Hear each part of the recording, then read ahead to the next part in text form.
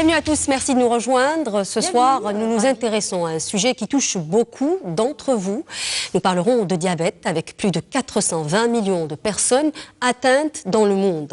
En Algérie, la maladie connaît une progression considérable avec plus de 5 millions de diabétiques. Alors, quels sont les facteurs de risque? Peut-on prévenir ou éviter le diabète? Comment vivre avec cette maladie?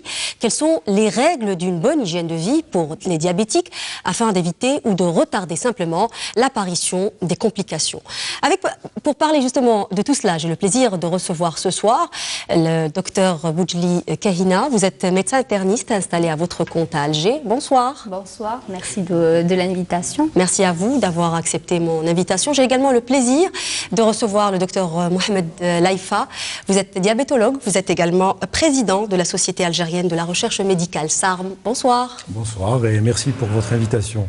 Merci à vous d'avoir accepté mon invitation. Alors notre sujet ce soir, bien entendu, c'est le diabète. On va parler particulièrement peut-être du diabète de type 2 parce que c'est celui qui touche le plus de monde, c'est celui qu'on peut prévenir.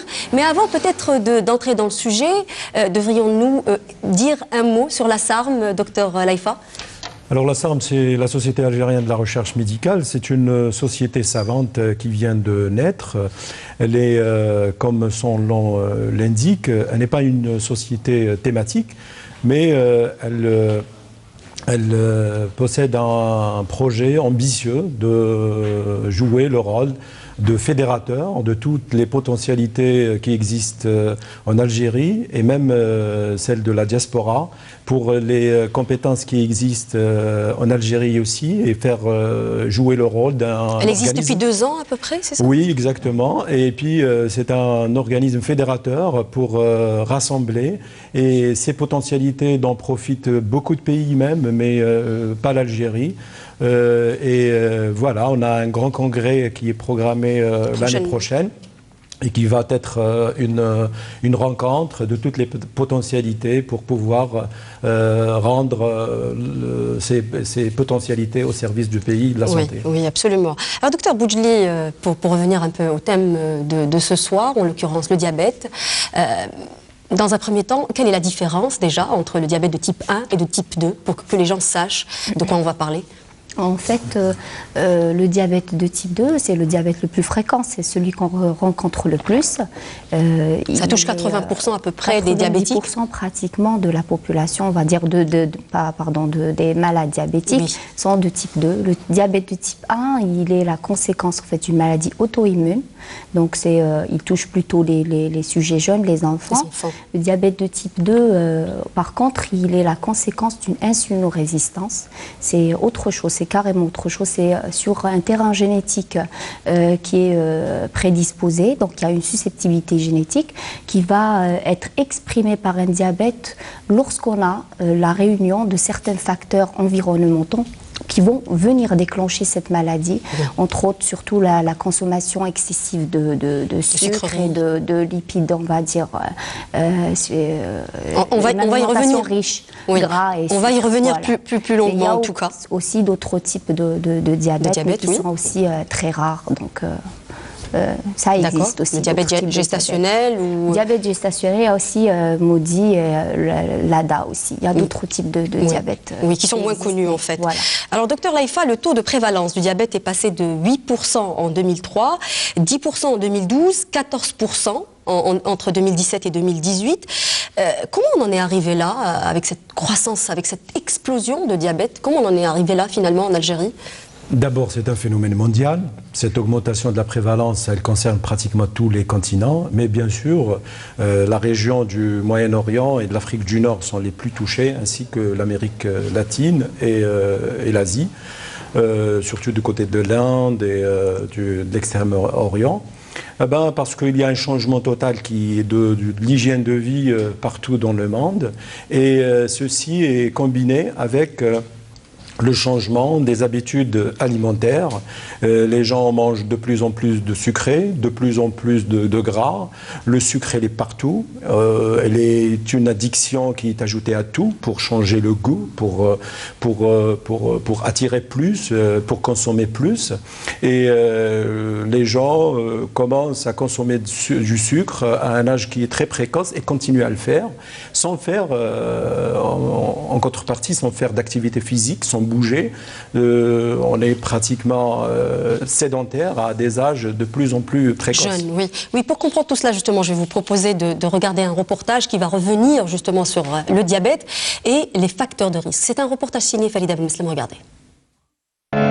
Mobilisation collective centrée sur une idée maîtresse, mieux faire connaître le diabète, sa prise en charge et les moyens de prévention. Et je cherche à comprendre ma maladie, je cherche à comprendre ce qui m'arrive. Et ici, c'est l'endroit idoine, l'endroit idéal pour connaître. En plus, il y a un dépistage qui est fait. Ça veut dire que je peux voir quel taux de glycémie j'ai, faire un fond d'œil, un certain nombre d'analyses qui sont très pratiques pour moi. Pour moi, c'est une façon de faire un autre bilan annuel. Parce que les commodités sont telles qu'on peut nous donner cette satisfaction et d'avoir un comparatif entre l'année passée, à la même date, et cette année. Chaque année, le 14 novembre est le symbole d'activité qui associe cette journée avec des actions locales qui organisent des événements, des rencontres et des conférences. Des stands sont installés pour une meilleure diffusion d'informations dans un cadre d'échange convivial et de sensibilisation à la prévention. Le but principal de cette journée, c'est dépister, c'est-à-dire trouver, repérer des personnes qui ne sont pas connues diabétiques ou hypertendues, ou qui ne se connaissent pas diabétiques ou hypertendues. Par ailleurs, c'est orienter des malades qui sont diabétiques hypertendus, mais qui ne sont mal suivis, qui ne sont pas bien pris en charge, qui se laissent aller, qui ne vont pas voir souvent leur médecin, et aussi dans l'hygiène, c'est l'hygiène diététique pour les personnes. C'est des lieux d'éducation du diabétique et des hypertendus.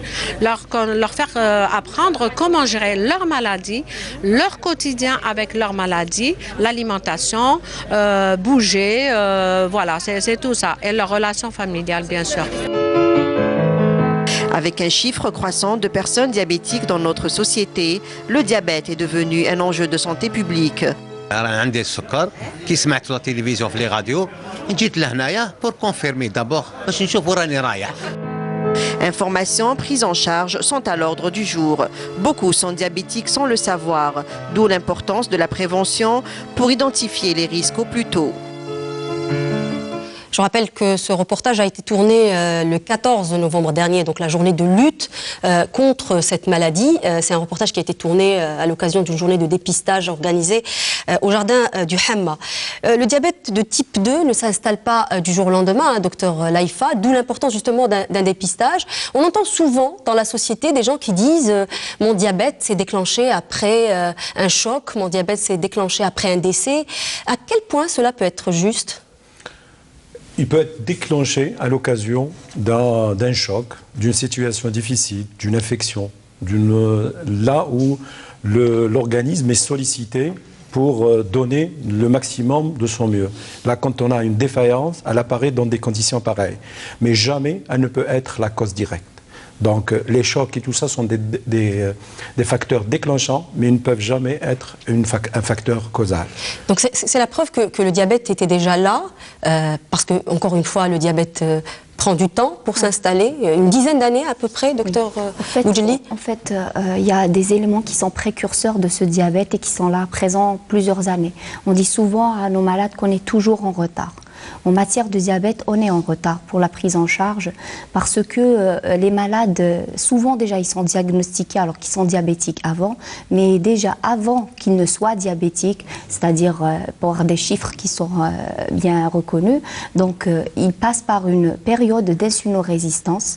C'est le prédiabète, c'est ce qu'on appelle le prédiabète? C'est un peu avant, c'est 10 à 20 ans d'insulino-résistance, c'est-à-dire que nos cellules et nos tissus périphériques résistent à l'action de l'insuline. Et ça, c'est secondaire. Comment on peut reconnaître qu'on est dans cette phase, justement? Est-ce qu'il y a des valeurs qu'on peut voir au niveau des analyses, par exemple, des analyses sanguines? Pour la glycémie normale, elle est inférieure à 1,1 g par litre.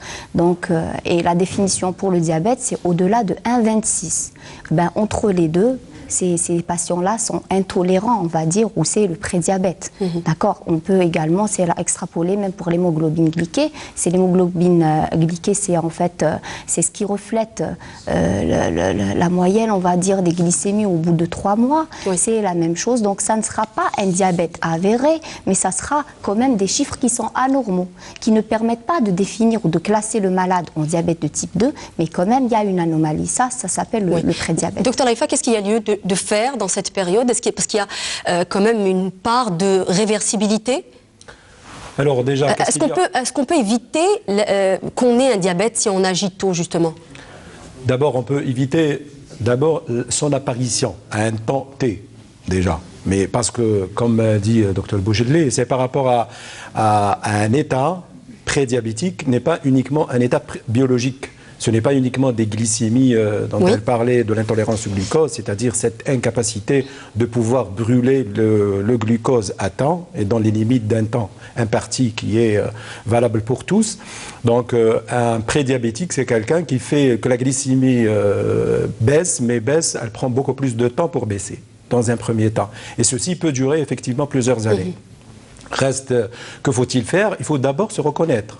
Déjà reconnaître. Est-ce qu'il y a des symptômes dans cette phase? Alors, il y a des traits. Des traits, c'est ce qu'on appelle, nous, on le confond aussi également avec le syndrome métabolique. Donc, on a déjà un poids qui ne correspond pas à la taille, on a une activité physique réduite, on a déjà un ou deux des parents qui sont déjà diabétiques, ou dans la fratrie même, on a une augmentation l'augmentation du poids dans un temps qui est assez réduit, surtout les changements d'habitude, c'est-à-dire les changements des habitudes quotidiennes, quelqu'un qui marchait puis il devient sédentaire, il ne bougeait pas beaucoup et tout ça. Et puis à l'occasion d'un examen fortuit, d'un bilan, vous trouverez des chiffres qui ne sont pas dites diabète proprement dit, qui ne répondent pas à la définition internationale des diabètes, mais en même temps, ils ne sont pas dans les normes. Ils sont très proches. Donc, vous êtes dans une voie qui va mener tout droit à l'état pathologique, à l'état diabétique. À ce moment-là, si vous êtes là, vous pouvez changer énormément de choses. Oui.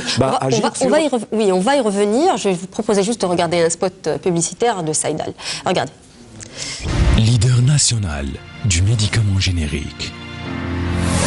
La qualité au cœur de nos préoccupations.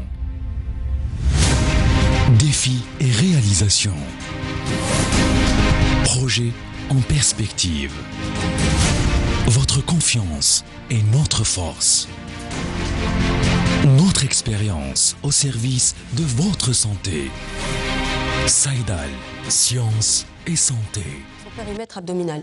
Alors, justement, on en parlait à l'instant. Il y a un autre symptôme qui doit nous alerter, qui est en l'occurrence le périmètre abdominal. En fait, oui, le périmètre abdominal, ce qu'on appelle également l'obésité androïde, l'obésité de type masculine. Ça veut dire qu'on aura tendance à avoir l'accumulation des graisses au niveau de l'abdomen. Ça signe en fait une insulino-résistance. On va dire c'est un signe d'alarme. On va dire que ces personnes-là sont plus susceptibles à faire un diabète parce qu'en même temps, ils ont aussi de la graisse viscérale. Et cette graisse viscérale, cette graisse abdominale, c'est celle-là qui va favoriser en fait l'apparition du diabète. Donc c'est des personnes, c'est ce qu'a dit Dr Laifa, c'est des personnes qui vont présenter en fait pas un seul facteur de risque en fait. Ils vont présenter une multitude de facteurs de risque qui sont l'hypertension artérielle, l'hypocholestérolémie. Est-ce que l'âge est un facteur aussi? Oui, oui. À partir de quel âge il faut qu'on s'inquiète? En fait, il y a un recul d'âge. Il y a un recul d'âge par rapport aux années précédentes, c'est-à-dire qu'avec l'alimentation qui est devenue mauvaise et la sédentarité qui s'est installée, donc on voit, avant on ne voyait pas les diabétiques de type 2 qu'au-delà de 35 ans pratiquement. Et généralement, on commence à dépister à l'âge de 40 ans. Il est obligatoire. Mais maintenant, on voit que ça a reculé chez nous dans nos consultations. Je ne sais pas si vous êtes d'accord avec moi. Il y a beaucoup de malades, des fois à 29 ans, à 30 ans, parfois à 25 ans, qui sont de réels diabétiques de type 2. Donc, c'est dire que l'importance en fait de l'hygiène de vie et l'importance de la pratique de sport, de la prévention est importante par rapport au diabète. Oui, le facteur le plus important, on en a parlé, mais ce serait bien peut-être d'y revenir justement, c'est la génétique. Aussi, c'est le facteur numéro 1. Est-ce qu'on doit se faire dépister, justement, quand on a déjà un terrain génétique, quand on a des parents diabétiques, par exemple? Et bien sûr, parce que le terrain, c'est la prédisposition d'abord. Donc, vous êtes beaucoup plus proche de la maladie que par rapport à d'autres. Si vous avez un des parents, voire même les deux qui sont diabétiques, sachez que vous êtes plus proche que les gens qui n'ont pas un parent diabétique. Malgré que ça n'exclut pas un diabète quand on n'a pas des parents diabétiques, et ça ne confirme pas un diabète forcément, parce que nous ne sommes pas aussi des copies de nos parents, parce qu'ils ont eu le diabète qu'on va les avoir. Mais si on réunit toutes les conditions de l'apparition du diabète, eh ben, vraiment on s'approche carrément, y compris bien sûr l'activité physique, une mauvaise hygiène de vie, un poids excessif. Donc ce sont les facteurs. Pour revenir à votre question tout à l'heure, ce sont les facteurs réversibles, c'est-à-dire que ce sont des facteurs de risque modifiables. Donc, il y a des facteurs de risque qui ne sont pas modifiables. Notre âge ou bien notre parenté qui est atteinte de diabète, ce sont des facteurs de risque qu'on ne peut pas le changer. Mais on peut changer notre poids, on peut changer notre périmètre abdominal, qui doit être arrêté au maximum à 102 chez les hommes et 88 chez les femmes. C'est une référence quand même qui est assez importante et qui peut nous exposer à l'insulinorésistance qui est très difficile. Il faut savoir que dans le prédiabète, on ne va pas prescrire de médicaments, mais une hygiène de vie. Donc c'est ça, une hygiène de vie. Et le premier conseil qu'on va donner aux personnes qui nous regardent justement, c'est de diminuer le poids. C'est ça. Absolument. On ne prescrit pas des médicaments pour l'instant. On n'a pas d'AMM, au moins pour nous. Ben, par exemple, aux États-Unis, ils ont l'AMM, même à ce stade-là. Il faut commencer à soigner. Mais peut-être fort probable que ça va venir dans les années à venir. Et on va commencer à traiter très tôt. Parce que quand on voit les conséquences de cette... maladie non, les conséquences de ne pas traiter à temps. Oui. Donc, de ne pas traiter à temps. Ce retard de prise en charge. Cette prise en charge qui est une recommandation internationale, donc ce n'est pas une négligence, mais on a des normes qu'il faut suivre. Parce que si vous dites tout à l'heure, vous avez cité le chiffre en 2003, on était à 8%, mais ce que peut-être vous ne le savez pas, c'est qu'en 2003, la définition de diabète n'était pas à 1,26, on était à 1,40. Donc probablement il y avait beaucoup plus de diabétiques qui n'étaient pas comptabilisés. Oui. Alors, il y a un autre facteur aussi qui est très important, justement, c'est l'implication du malade. On en parle depuis tout à l'heure, mais une fois que le diabète est là, il y a aussi une rigueur dans la continuité et ce qu'on appelle l'éducation thérapeutique. Docteur Boudjili, l'éducation s'impose en fait à un stade bien plus précoce. Oui. On aimerait bien que notre action se situe avant le diabète, parce que les répercussions du diabète étant graves, les maladies à prendre en charge encore plus graves, donc ça reste un coût social. L'éducation thérapeutique, elle est là pour retarder ou pour prévenir les complications? Prévenir, et aussi ce qu'on dit souvent à nos diabétiques, en fait, le régime qu'on leur donne, ou l'éducation, j'aime pas parler de régime, c'est plutôt manger équilibré. C'est valable pour tout le monde. C'est pas valable que pour les diabétiques. Ça permet en fait d'éviter d'arriver au syndrome métabolique dont on parle. Pas seulement le diabète.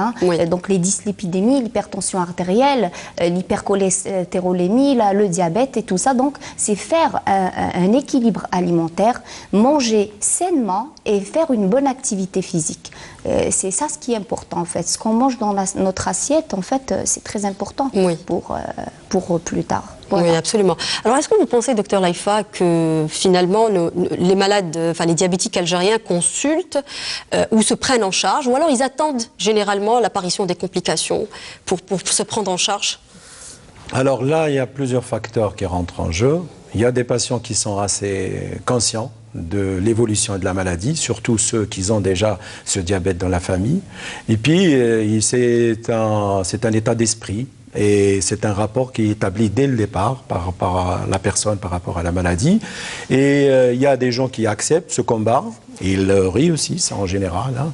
Et ils gagnent cette bataille. Ils sont dans l'objectif, c'est ce qu'on appelle l'objectif, c'est-à-dire ils ont des chiffres qu'ils atteignent, qui nous aident à atteindre ces chiffres. Et comme elle a dit, Dr Bougelé, il n'existe pas un régime, dans l'absolu, il n'existe pas un régime pour diabétiques. Hein. Il y a une hygiène de vie correcte qui est censée être pour tous, reste que pour le diabétique, il est obligé de l'appliquer parce que dans le cas contraire, il va le payer et très vite. Mais la majorité des patients, c'est en fonction de l'environnement, en fonction du niveau d'instruction, en fonction de la relation psychologique avec la maladie, dans quelles conditions elle a été révélée cette maladie. Il y a plusieurs facteurs, il y en a de toutes les couleurs. Oui, mais est-ce que finalement nos malades sont disciplinés ou pas ?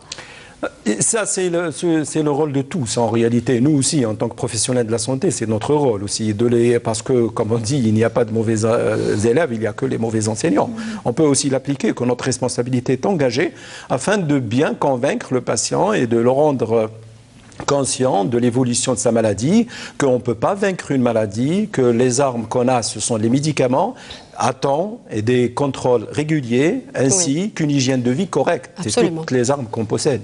Oui, pour venir, vous disiez qu'il n'y a pas de régime. Oui, on ne parle plus de régime strict, mais on parle d'alimentation saine. Alors, quels sont finalement les aliments qu'un diabétique doit éviter et est-ce qu'il y a des aliments aussi qu'on doit privilégier? Voilà, faut revenir un peu aux sources. Hein. Avant, l'être humain, il ne se nourrissait pas de sucre en tant que sucre raffinerie, tout ce qu'on mange là. Les sucres qui sont autorisés, ce sont les sucres lents. En fait, il faut éviter, parce que le problème, il n'y a pas que ça. Le pain a changé. Exemple, le pain d'avant et le pain de maintenant, c'est plus la même chose.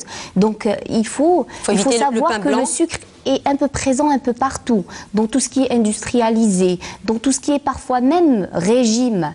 C'est-à-dire, si on diminue du gras, on est obligé de pousser un peu le sucre. Si on diminue le sucre, on est obligé un peu de pousser le gras pour un peu que ça devienne plus consommable. Donc, il faut faire attention. Il faut manger sainement, c'est-à-dire s'éloigner de tout ce qui est sucre rapide, c'est-à-dire tout ce qui est gâteau, pâtisserie, bonbons, etc. Oui. Et tout ce qui est, surtout nos pâtisseries traditionnelles à nous. Et puis, il faut donner la bonne part aux féculents, exemple, au sucre lent. Féculents, pourquoi par excellence? Parce qu'ils ont des fibres. Là où il y a des fibres, là il y a de l'amidon associé aux fibres, c'est bien. Et là, il faut en manger avec rationnement. C'est-à-dire, il faut qu'on ait une assiette où on a de tout. Il faut que la moitié de l'assiette soit représentée surtout par des légumes sans amidon. Oui. C'est-à-dire pas des pommes de terre, puis rajouter toujours une portion de protéines, une portion aussi de glucides, mais les glucides, c'est les glucides le quart de l'assiette en fait, les glucides, les sucres lents, oui. Parce que cela